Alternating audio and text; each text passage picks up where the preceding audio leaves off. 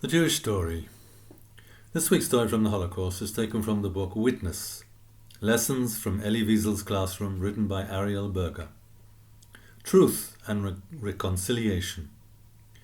Do you never feel hatred for the German people? Asks Dietrich, a German graduate student focusing on Holocaust studies. You must turn hate into something creative, something positive. If you are a teacher, you turn it into good teaching. If you write, turn it into good writing. Express what you feel and let the hate become something else, but do not hate. His hand drifts up to his cheek. It's more than that, really. When I first met children of Nazi officers, young Germans who carried a burden of guilt and horror, I learned something. I had never before considered that it could be as painful to be the children of those who ran the camps as to be the child of those who died in them. But it is true. That is why many German students come to study here, or at Yad Vashem, or the Holocaust Memorial Museum in Washington. And they should be embraced. I do not believe in collective punishment. Each generation, each person creates his or her destiny.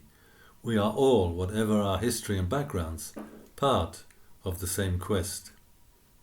Emma, a theatre major and aspiring actor, asks, "Is forgiveness possible?"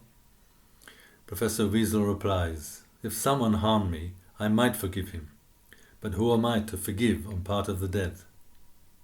Those who are not alive cannot choose to forgive, and I cannot decide that for them." Many years ago, several years after the war, I was living as a journalist in Israel. One day I was on a bus and I saw a man.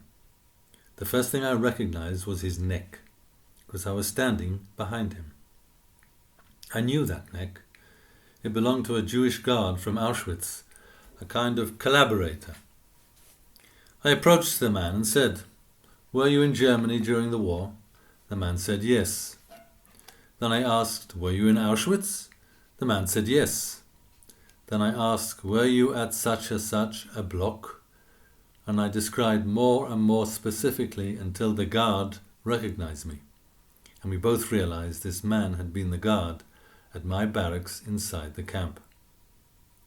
Professor Wiesel looks up. I knew in that moment that all I had to do was shout. Tel Aviv at that time was a place where this man would not be safe had the crowd known who and what he was, what he had done. I knew I could have him arrested or worse, and all I had to do was raise my voice. I held this man's life in my hands. His gaze returns to us. I did nothing. I cannot call this an act of forgiveness, but it was an act of letting go. I am not a judge. I am only a witness. Please pass on this story.